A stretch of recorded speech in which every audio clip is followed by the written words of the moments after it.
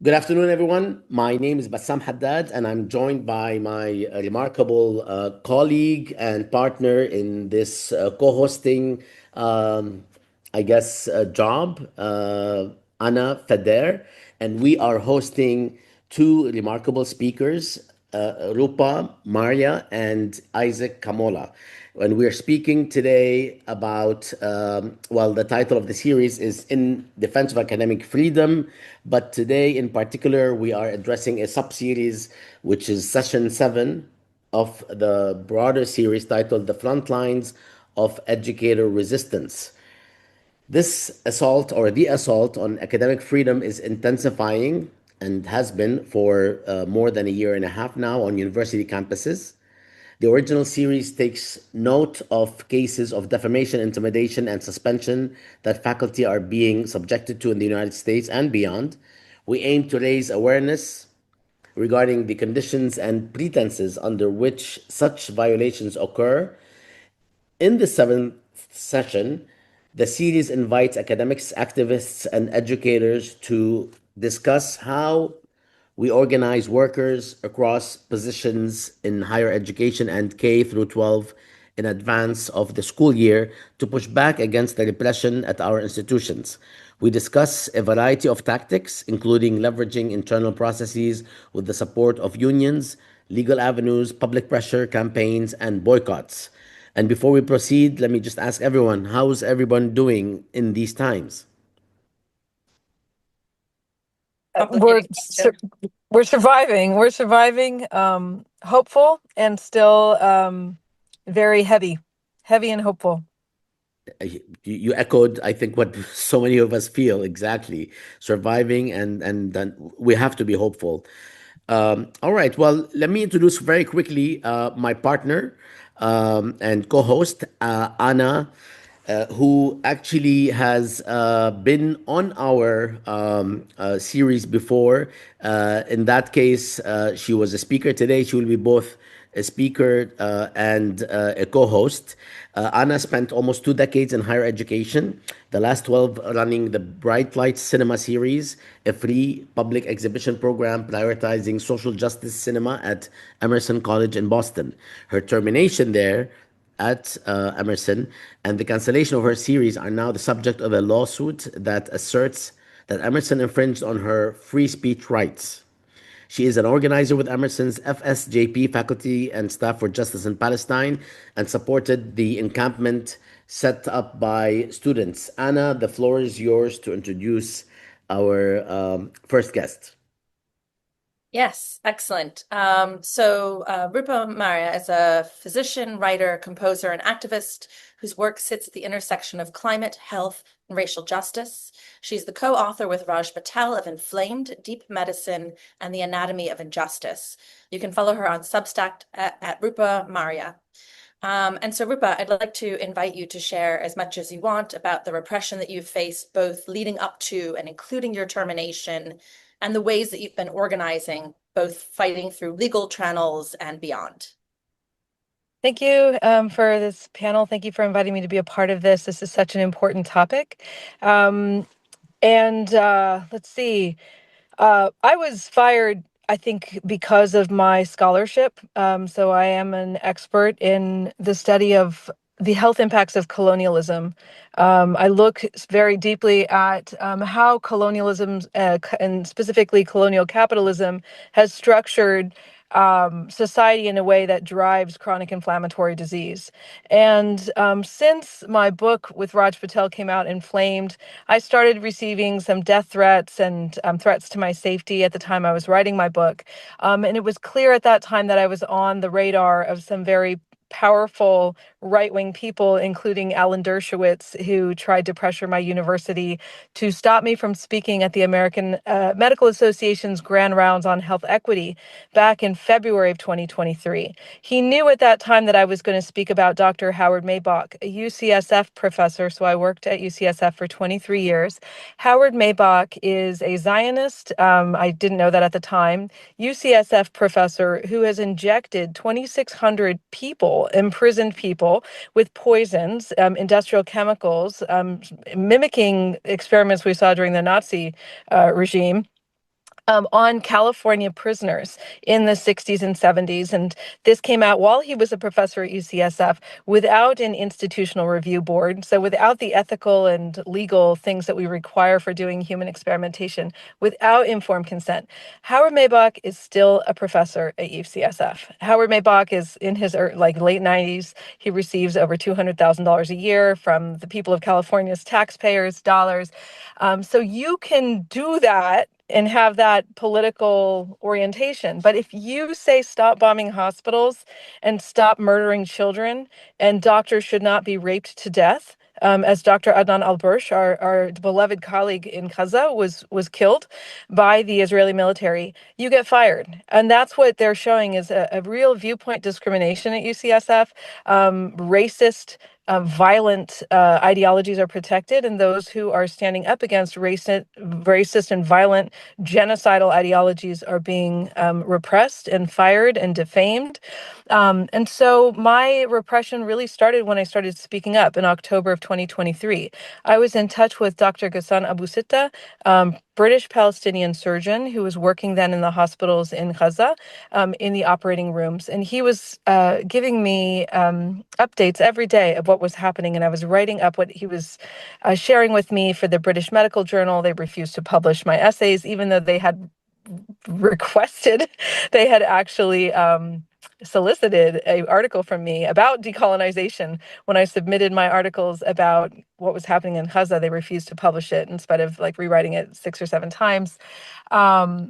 So that communication with Abu Sitta and sharing that with my colleagues at UCSF, I was shocked to see doctors at UCSF advocating for no ceasefire. I've never heard doctors in my life advocating for killing to continue, because the opposite of ceasefire is not no ceasefire, it's open fire. It's a military term. And so to hear doctors in anti-racist task forces advocating for a killing to continue when I was sharing what was happening was shocking to me. And it was showing me at that time, that was in November of 2023, there was an architecture of power. There were tentacles of power reaching into medicine that I write about in my work and I've studied for 20 years. And it was clear to me that this situation with Gaza and Palestine and the specific attack on medical institutions in Gaza and our repression across the West, these things were related. These things were tied together, and they would expose, if we could open them, why Black folks in the United States don't get the same kind of healthcare as white folks, why undocumented immigrants are being ripped from their surgical suites right now by ICE, why we see the patterns of race, gender, violence in medicine, the medical apartheid that exists in the United States. And so so my particular situation involved a California state senator, Democrat Scott Wiener, who has been he's a hardcore supporter of Israel. He's on Apex Dime. He has been harassing me online, trolling me. And as he's trolled me, I've ended up on the Canary mission. And then he was trolling me, and I got these death threats and rape threats, the most racist garbage I've ever heard. And he would always tag my employer, which I found interesting. Like, hey, look, UCSF, your doctors are racist. Which for me, I'm like a world-renowned expert in fighting racism. And to my Jewish community in the Bay Area, they were outraged to see how Scott Wiener was talking about me. But that sort of drove this sort of defamation campaign that landed me on the list of, all these different groups that were writing thousands of emails to my employer, to the medical licensing board to try to get me fired, to try to get my medical license revoked. And so that pressure campaign, which we now know was coordinated through Scott Wiener, through UCSF administration, and then the Diller Foundation, which is UCSF's and actually the UC Systems, the University of California System's largest donor. That trifecta, the unholy trifecta of repression, is actually outlined in the Heritage Foundation's Project Esther, which everyone needs to read about. There was a great New York Times expose, which came out months after Al Jazeera exposed the exact same thing. But that this is a attempt by the same people who put forward Project 2025 to remake the U.S. Academy, to remake the Academy, to remove voices like mine, to remove voices that center justice and equity in our scholarship. And so we're seeing that all play out now. So in November, the harassment campaign against me, just reached a feverish pitch until I was suspended in 2024 in September for asking questions of medical ethics, like, should we be training people who come directly from a place where genocide is actively occurring and those people have mandatory military service? Because there was someone on campus who announced they just came from Israel and they were making medical students uncomfortable, because the medical students had these questions like, whoa, did this person just go kill a bunch of children in Gaza? They're seeing, videos of people being thrown off of, balconies in Gaza by the Israeli military. And so asking those questions got, again, framed by Scott Wiener as, oh, she's targeting an Israeli medical student. I mean, I wasn't targeting anybody. I was asking an important question that was coming up because of this presence, the presence of someone who did announce that they were from Israel.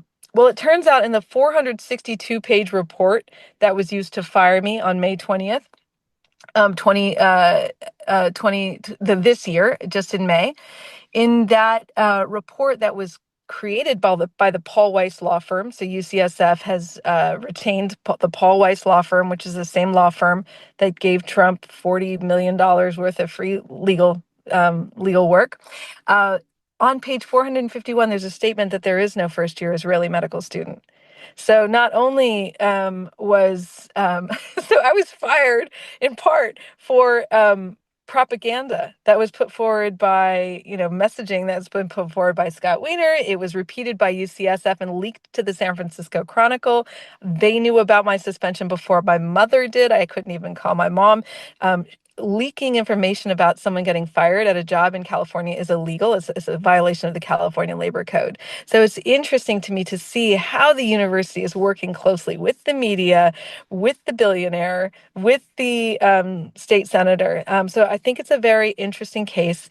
We put forward a state and federal lawsuit, so both the discrimination and free speech lawsuits against UCSF last month in June. And so with that, as that moves forward, we hope that discovery will show us some interesting things about who was that person on campus and why were they hanging out in front of the SJP table when everyone was signing up and making people uncomfortable, and where did they come from? And if they weren't a medical student, who were they? But yeah, I was fired for harassing someone who doesn't exist, which is fascinating example of propaganda.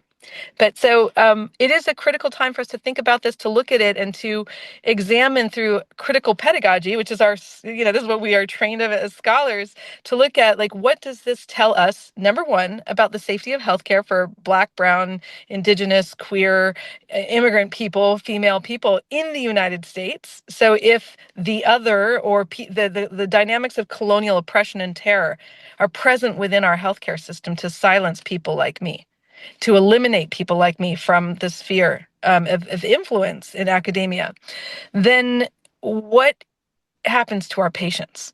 So ultimately, the issue for me as a doctor is what's happening to our patients, what happens to the children in Gaza, what happens to our colleagues there. So what we're seeing is the violence of the system exposing itself. And this is a time to go gangbusters, like gangbusters. And I have been shocked at my colleagues' reticence. So I just want to name this. Back in October and November of 2023, Dr. Abusita and I were noticing, as he was getting targeted with pager attacks in Lebanon, I was being suspended. I was getting harassed. Sorry, this was in 2024. We were noticing how these things were tied to each other. And as my medical license was being attacked, his was being attacked. And so we started to frame this as this, we called it the genocide enablement apparatus. And we made a report to the United Nations, which we're going to present to the British Parliament in a couple months. And I'm just going to say, and that's basically the heart of the matter, is that we need to call on our colleagues, our students, that the front, you don't get to choose where the front is. The front exposes itself to you. And it's very clear that the front is in every American university. And if we want a university that works for us and not the billionaire class, just like we want a healthcare system, if we want a healthcare system that works for us and not the billionaire class, we're actually going to have to struggle and fight for it. And this is the time to do it. So I'm excited for this conversation. Thank you. Thank you, Rupa. And there were two things that you brought up that I think will help us transition into bringing Isaac into the conversation. And one is that, the way that these schools went after and attacked any pro-Palestine voices, students, faculty, staff, um, it left them in a position where it's really hard to fight the repression of the Trump administration, because they were already doing this long before Trump took office, right? And yeah, and then there was something else you talked about what you hope to come out of your lawsuit, because of course this isn't just about you. This is about exposing these apparatuses, apparati, and that's what I'm sort of hoping with my lawsuit as well. Mine is on with against Emerson College as a civil rights, using a civil rights statute in Massachusetts to say that no, even at private institutions, we should have constitutional rights. And I know that right now in Massachusetts in district court, the AUP is suing so the administration, Marco Rubio, and that there've been some interesting revelations in that court case. So Isaac, I was hoping you could address AUP and the Center for the Defense of Academic Freedom, how they're addressing these attacks on academic freedom, particularly those that exploit support for Palestinian liberation to undermine discourse on college campuses, and maybe bring this new court case into it. Yeah, absolutely. Thanks so much, Anna, for that setup. And thanks, Rupa, for your story, your analysis, your courage, and being on the right side of this fight and being so courageous and speaking up. I think for me, it's really helpful. I'm a scholar who studies the right-wing attacks and especially dark money attacks on higher education. And in studying that, I think it's helpful to put the present moment, this like right-wing Trumpist attack on higher education and around the issue of Palestine into this broader kind of historical context, which is a well-funded right-wing attack on higher education in general, right? That goes back to efforts to, after Brown v. Board and integration to create resegregationist policies in higher education and to push back on the civil rights, the anti-war, the pro-justice demands that have been placed on higher education. And you can really see this take form in the mid-1980s, 90s, 2000s around this language of political correctness, criticizing universities as being politically correct. And that, if you look at the funders, and John Wilson in his book, The Myth of Political Correctness, does a great job analyzing the donors, the Alan Dershowitzes, and this kind of infrastructure of academics and think tanks and right-wing activist groups and media outlets that were in the process of creating this narrative that universities were politically correct. And then in the book that I wrote with Ralph Wilson, we look at the period kind of in the 2010s where you have similar think tanks, many of the same donors, many of the same outlets that are criticizing institutions of higher education because they are that they support safe spaces, trigger warnings, snowflake students, right? Or that they were shouting down protesters. And in that book, we analyze this called Free Speech and Coke Money. We look at this network of donors and organizations and legal groups and think tanks that are both inviting provocative speakers to campus, funding the student groups that bring the Milo Yiannopoulos and the Ben Shapiros to campus, as well as the legal groups that sue schools for not allowing these speakers on campus. The ALEC and the other groups that are writing model legislation to fundamentally change campus speech norms, as well as the media apparatus that are taking these anecdotes. Remember, the number of times that a speaker gets shouted down on a college campus is like infinitely small when you compare it to the total number of talks that are taking place on college campuses, and that are taking these anecdotes and turning them into evidence of this massive crisis of higher education and building this narrative around higher education as being opposed to free speech. And then with the emergence of the Black Lives Matter protest, you get this kind of absolute diabolical attack that's now taking the different vernacular, not political correctness, not campus free speech, but now using the vernacular of critical race theory and diversity, equity, and inclusion. And if you look at the funding of Chris Rufo, if you look at the operatives that are behind the legislation in Florida and Texas and elsewhere, and I document this in my report, Manufacturing Backlash, that's published with the AAUP, you see the very similar actors and donors are now using a different language to attack higher education. And then after October of 2023, you explicitly see the Chris Rufo saying, aha, here's our chance, right? We can tie Black Lives Matter. We can tie scholars of decolonization to Hamas to kind of make it the whole same thing as being supporters of terrorism, which is exactly what Rupa talks about is in the Project Esther that the Heritage Foundation reports, right? So in Project Esther, the Heritage Foundation lays out this strategy that basically invents this term called Hamas Support Network, and basically says any student group, any faculty, any organization that expresses solidarity with Palestine will be treated as part of the Hamas support network. And this is a strategy to not only end the BDS movement, not only to end the Palestinian liberation movement on college campuses, but to attack the entire left project, right, in higher education and in society as well. So to weaponize the situation that's taking place in Gaza and the war in Israel and to just in Gaza and to basically say this, to use this as an opportunity, right, to gain political leverage, which then I think is really important when we think about the last year or so in the weaponization of Title VI under the Trump administration and the way in which now, after the election of Trump, the federal government has different levers to use than state legislatures do, right? So where in Texas and Florida, you can pass laws that make it possible to for the state to be involved in curriculum, or the state to be involved in accreditation, or the state to weaken tenure or to ban diversity, equity, and inclusion efforts on college campuses, right? You could do that at the state level, but what was happening was that there was only those types of laws were only being passed in certain kinds of states, right?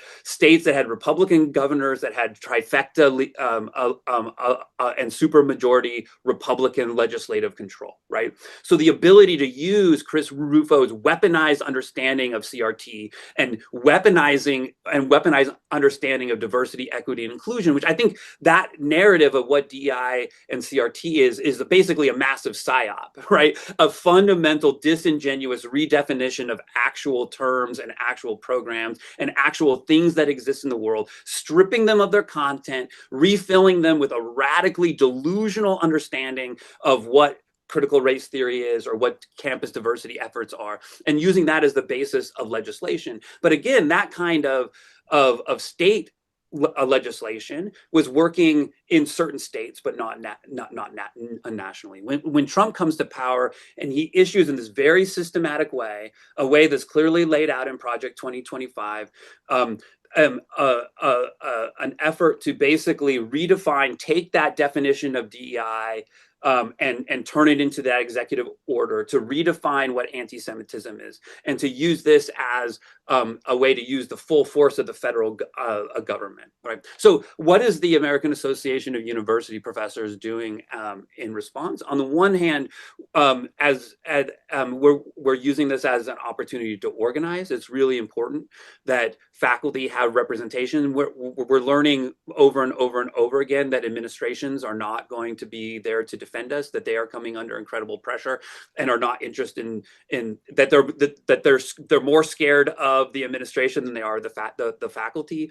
Organizing strong labor unions among the faculty, the goal is to make the administration look at the Trump administration and look at the faculty and be more scared of the faculty than they are of the Trump administration. So organizing on campus is really important. And we're also, the AUP is also engaged in a number of lawsuits, including against the cuts at Columbia University, the attack on funding at Harvard.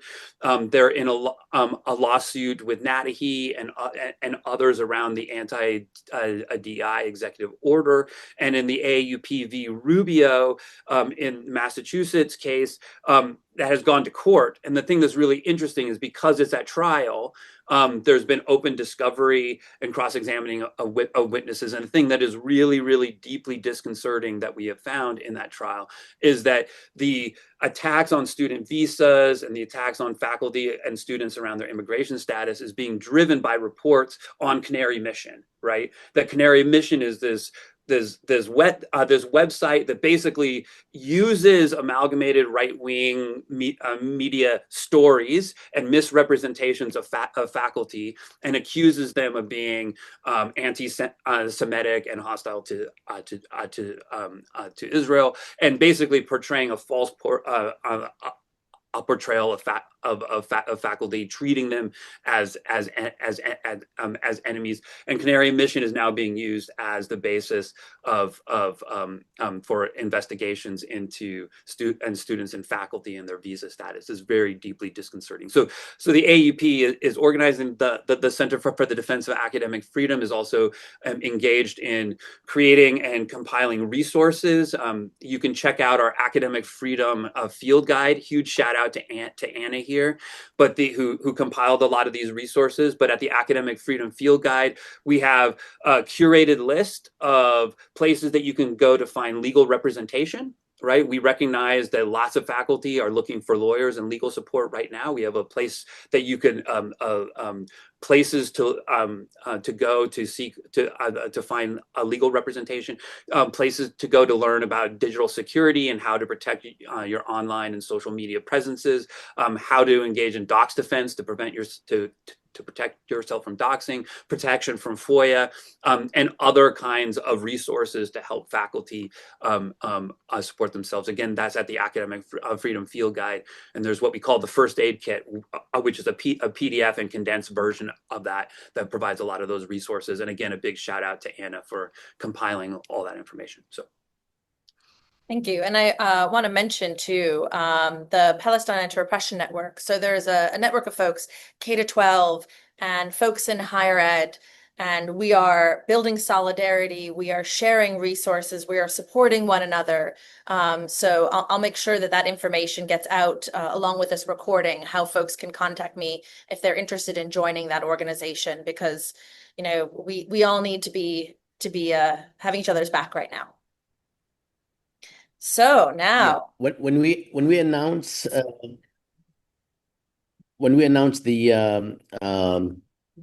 basically the recording, we will actually provide all the links and then a link to where they can find them for sure.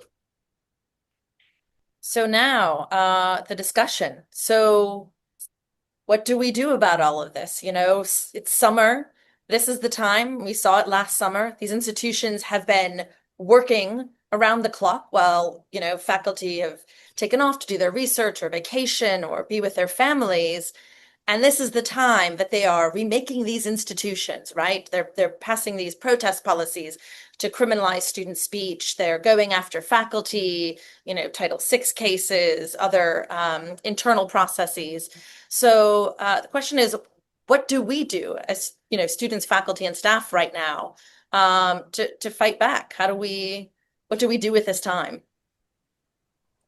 I think we need to, one of the things that, if I do a little postmortem analysis on my situation, the faculty and staff for justice and Palestine at UCSF has been silent about my suspension. They were silent when I was suspended. They said they weren't going to support me. Their politics are confusing to me. So some of the students for justice in Palestine also not supportive. So there's a lack of understanding and solidarity because I was very much out front because I was in touch with these doctors in Gaza. And I'm trying to share what's happening. And I've been doing this work. I've been called a terrorist since I was at Standing Rock, where I was doing medical response for the grandmothers there who were getting shot in the face by Tiger Swan, who is a private military contractor that cut their teeth in Gaza. And so you have these same actors that are involved right now, the same security, this global security network, which has insinuated itself into every aspect of American life, but especially the university, because that is where you have people who study things and who are smart and who can offer analysis and narrative about what's happening. And so I am alarmed at the lack of understanding of what solidarity is. So Anna, when you say we need, we're building solidarity, I'm not so sure we are. I'm concerned about the lack of solidarity in the academy for everyone who's been hammered.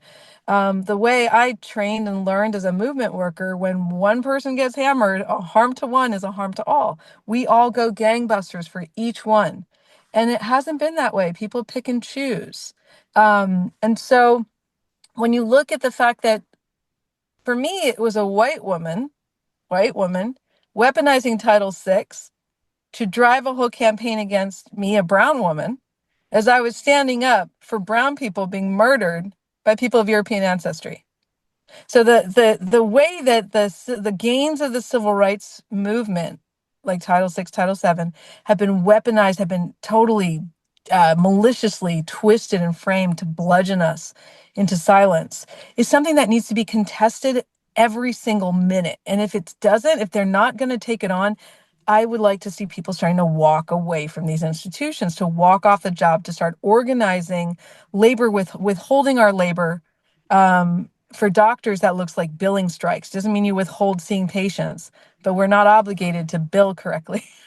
For we don't have to make money for these healthcare institutions that are also part of the problem. Like the US is sending billions of dollars to Israel to go murder Palestinians and destroy their healthcare while we're kicking 17 million people off of healthcare here. Right. And so this is a time for people to start to learn from our elders about organizing tactics of withholding labor. I'd like to see more. And I speak from myself as a doctor. We don't have a union. We're prevented from having a union. And we've tried to organize discussions around unionizing, and the liberal framework. So most doctors think they're confused about who they are. They're like the petit bourgeois managers of a capitalist healthcare system. And now, like many of them whose values are being challenged right now are like, ooh, that doesn't feel right. So how to do like a rapid, accelerated political education for these people who don't understand what solidarity is, who perform their revolutionary politics, but deeply are liberal and deeply invested in the liberal privileges of the university. So I think there's a lot that has to happen to actually create a left in America, or a leftist like reality in the United States. It doesn't exist in quite the way that it needs to right now in the university. So I'm curious what you all think about that. Just to clarify, I'm talking about the solidarity is with these 45 people that are in this PARN network, because that is exactly what I've experienced. I was staff at Emerson College. I taught one course, and also the sort of hierarchies of faculty, have more privileges and rights than staff. And so, and they want to hold on to those privileges and rights. And so, one of the things that I'm constantly bringing to the conversation is we are all workers, faculty, staff, graduate students. We are all, our labor is being used by, the people who are really benefiting up at the top of these institutions. Emerson is a fantastic example of a very top heavy institution in terms of administrators. And they created another administrative position right after laying me off for financial reasons. So it all sort of starts to fall apart. But how do we build solidarity? That's a good question amongst these academic institutions. I don't know what, Sam, Isaac, if you have thoughts on this. Yeah, I think it's hard. I think that, academic workers we're not used to thinking about ourselves as workers. And that's been something that there's now decades of literature on that, right? People who study higher education and the critical university studies and the abolitionist university studies folks. But I think that it's also, that there's that like seeing ourselves as workers, we have to be able to do that in the present moment, right? Because we've always been workers, we've always been in universities and institutions that are designed to reproduce hierarchy. I think that we kind of generally we live in this myth, right? It's the myth of this golden age of the university, or that there's this like that higher education is this great revered profession that does so much good in the world, that is out to save humanity, when in fact the vast majority of higher education has been about reproducing hierarchy. That's what universities have historically done. That's what Harvard was set up to do when it was the first college that was set up in the colonies. That's what academic institutions have been set up to do all along, right?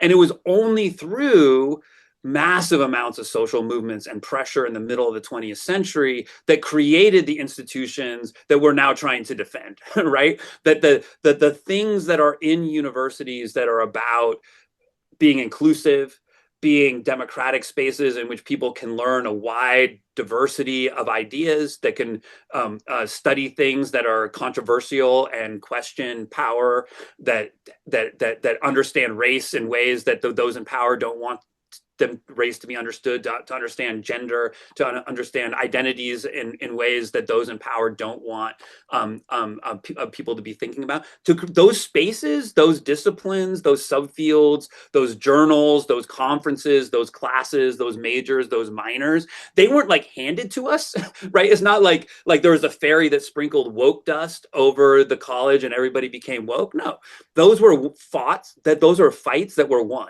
right? Because we had the better arguments, because we were better organized, because we were on the right side of history to basically say, you know what? We need certain kinds of spaces. And those spaces, no matter what the right wing says, no matter what Chris Rufo says, are small in comparison to the vast majority of the university. Like the people in the medical school doing work like Rupa is doing is small compared to the vast apparatus of the medical schools that exist to reproduce capital, that reproduce privilege, that reproduce expertise understood in very, very specific ways. And it's the same in the social sciences and the humanities, right?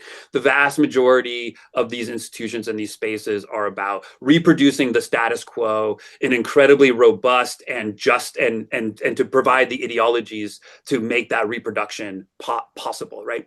And the spaces of alternative, the spaces where it becomes possible to envision a different kind of future, have been fought for and won, and that's why they're under attack, right?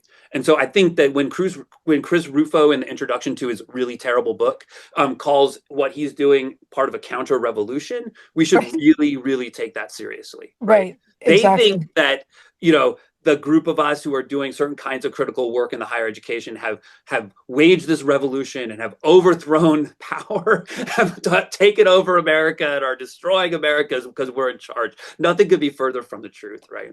But I think you bring up a good point, because when you look at the book that I wrote, Why Is It So Threatening? It was not given a grand rounds at UCSF. Every physician author at UCSF gives a grand rounds, and I explicitly asked, I'd like to give a grand rounds. This book is now translated into 7 languages. It's taught in medical schools around the world. Bob Wachter, the chair of medicine, hardcore supporter of Israel, refused to give it an audience. And the fact of the matter is, it's got 1,500 very well thought out, peer-reviewed citations of why capitalism is killing us and setting our planet on fire. That what's driving our chronic inflammation across every modern society is a structure that needs to be composted and rebuilt. And what Palestine is showing us is that naming that is going back to the heart of the colonization of the Levant by Europe. And so it was not, when I wrote the book, I wasn't thinking directly about Palestine. But what has shown the domino effect of events in my personal life has shown me that this is all about our collective liberation. And the reason they want to silence it is because it's a damn good argument. It's hard to refute the science we put forward because it's solid. And I've had a lot of basic researchers approach me from around the world saying, I read your book and I'm now going to base my career in immunology providing the basic science blocks for what you've outlined, because it feels intuitively right. And so that's the threat, is that it's not that we're in a revolution of, our force is quiet, and it's seeds, and it's seeded, and it's eroding and corroding from the inside, to build something better that'll serve all. And that's what UCSF says, advancing healthcare for everybody, but now we know it's actually not true. And I've known it for many years, because I've seen how they yell at me when I would advocate for Black patients. But now it's like, wow, it's so deeply, deeply racist that since I've been fired, I've been grateful to not have to work for such deeply racist people. I don't want to be a doctor like that. Why? My question to my colleagues is, why do you want to be a doctor like that? And what are the doctors in Palestine showing us about a moral and correct way of serving our people? They're willing to give up their lives. We're being asked right now, do we want to give up our careers? That's the question. Would we be willing to sacrifice our careers to remake what we believe education should be? And the answer from most people are too cushy and too comfortable is, hell no. I'm just going to put my fingers in my ears and say, la, la, la, free Palestine on the weekends. That's not going to cut it right now in the face of this genocide. And so it's really time for people to, it's a shit or get off the pot moment for humanity. And we can't continue this way forward. Otherwise, all the children are at risk. And so it's a really important time, especially in academic medicine, because those hospitals, our colleagues were murdered. Our colleagues are being tortured. Dr. Abu Safia is being tortured. His family is urgently worried about his health and well-being. And those people are on my mind every day. So it's not just a theoretical, like, these are people. This is what happened in Nazi Germany. These are these are people, and we need to organize better, because we're very disorganized, and we have to rapidly accelerate our ability to get on the same page and push. So I don't know how to follow that up. I guess, how do we start that? How do we get on the same page? What are the organizations, that are allies in this struggle? Who is doing this work? Bassam, do you have thoughts? I I am actually no, I mean I agree with everyone and the kind of the apprehension. We see it. We have been seeing it as we frankly observe so many of our colleagues who have extolled the virtues of all the things that we are standing up for, but we see them sort of standing behind. And these are folks that honestly, they're really good folks, but I don't know what the word good means here anymore because they are silent.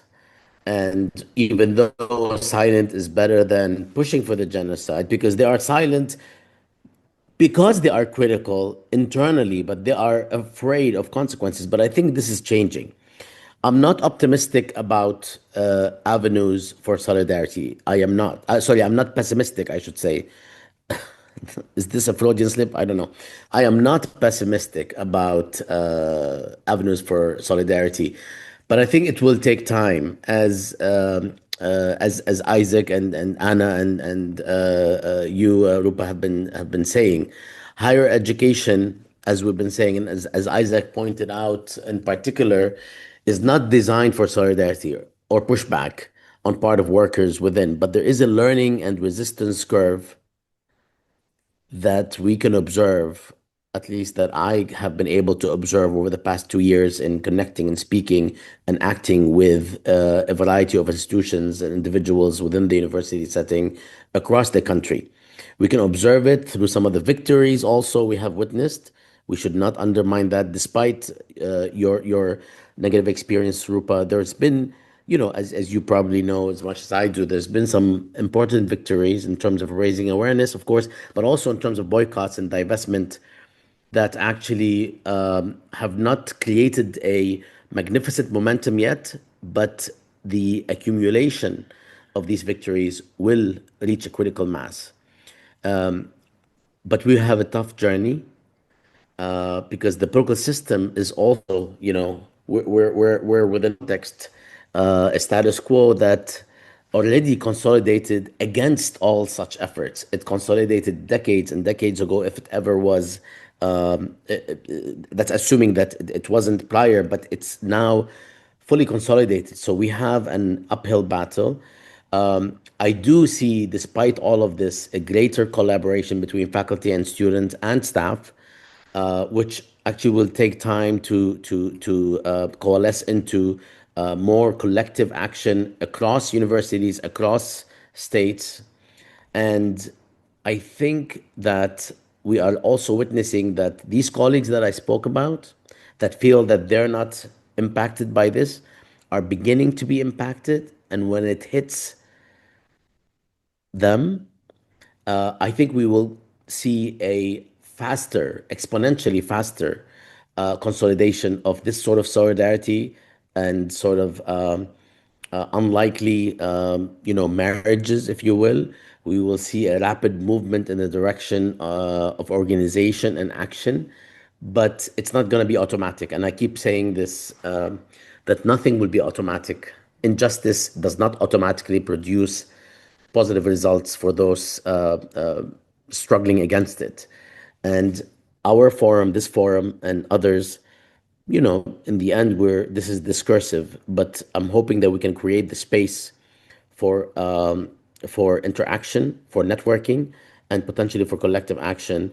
And there are many, many efforts that are taking place right now. In my mind, quote unquote, the side that is trying to repress is hard at work this summer, anticipating what's going to happen in the fall, just like they were extremely hard at work last summer in order to completely shut down the encampments and prevent them from restarting. I know they are hard at work this summer at another level, lawfare, procedures, new rules, and so on. And I know that many on the side of those who are opposing such repression are also hard at work.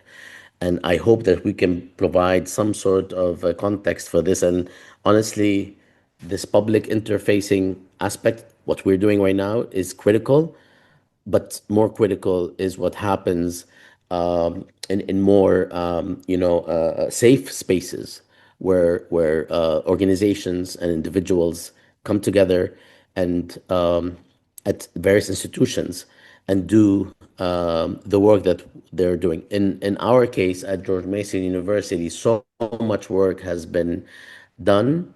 I anticipate that this movement will grow, and I have no doubt that this is happening elsewhere as well, because this coming semester, this coming year, I think is far more decisive in terms of being formative for years to come.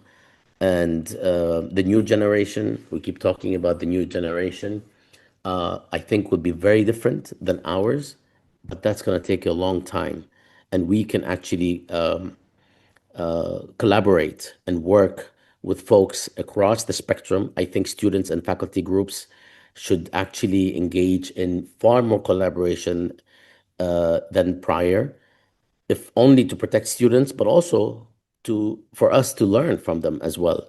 And I really do see room for some serious action taking place in the coming year. And we are beginning to see also the schisms on the quote unquote other sides. And so there is hope, but it's not going to be automatic that we make positive strides. I would love to see if there is any, Isaac and Anna from the AAUP. I would love to see a more collective approach legally. Number one, could we get funding for a law firm to start employing a bunch of young lawyers to be doing pro bono work? Because every professor shouldn't have to be like looking for a lawyer. And when they're looking for a lawyer, it should be someone who's actually versed in what's happening politically and from a movement perspective. Could there be a lawfare collective approach to what we are experiencing around the country? Right now, it's so piecemeal. I would love to see that developed. We've been doing, we have a couple lawyers that we all probably know their names who've been handling a ton of the cases, but they need support. They need staff. They need a firm. They need like a whole engine. So how can we raise funds to support those lawyers so that we can all, have what we need? I know for a fact that this is happening at university. Oh, we lost Rupa, but I know this for a fact that this is happening in various universities. It's not, again, as I was saying earlier, it's not all public, right? Because once some certain things are announced, they'll be actually the target of lawfare and all sorts of clamping down. So to that point, I know it is. Rupa, I was saying that this is happening in various universities, and I'm involved in some of those.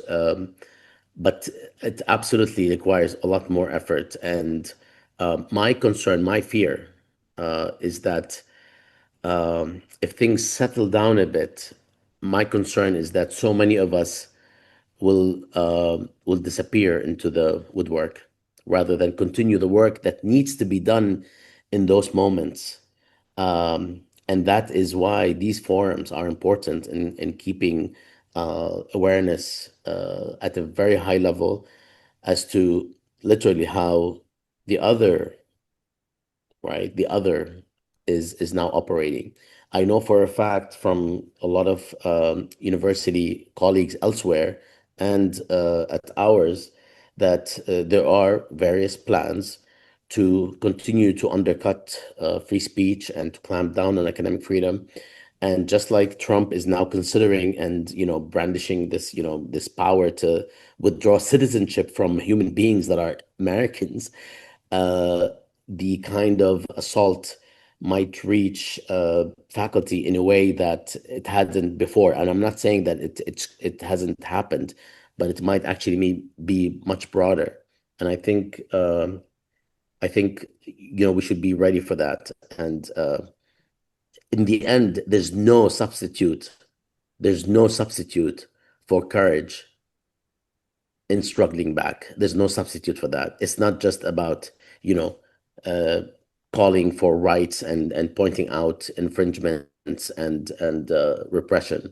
There has to be some form of serious collective action among faculty, among staff, among students, and altogether, despite all of these repressive tactics. It's not going to happen by us calling for justice only. We do have to act. We do have to protest, in my view, despite risk. So I think that might be part of the imperative of the next stage. I think that might be a good place to sort of conclude this conversation, but know that there are others planned. I don't know, Bassam, if we have a date and time planned for the next conversation with PACB, but It should be very, very soon, and we will definitely announce those conversations. I know that aside from this conversation, my partner and I are interviewing Dr. Ghassan Abu Sitte this week, and he has a lot to say that actually will be food for thought and food for action, given his experience and the things we will be talking about. So we will also announce that. But Anna and I are committed to continuing the series, hopefully into the fall. If you have the stamina, Anna, that's going to be an imperative for so many of us. well, thank you so much to Isaac and Rupa for being here and for participating in this conversation. And hopefully we'll have you back in a future conversation if you're interested. And we will share information, Isaac, on the report you talked about, and CDAF, and the Academic Freedom Field Guide, and Rupa, your story and your fundraiser, and anything else you want us to share, just send it our way. So thank you so much. Thank you. Thank you all so much. And you can find everything that we have been producing, including this and future sessions on PalestineInContext.org. Thank you so much, both of you and all of you. Thank you, Isaac. Thank you.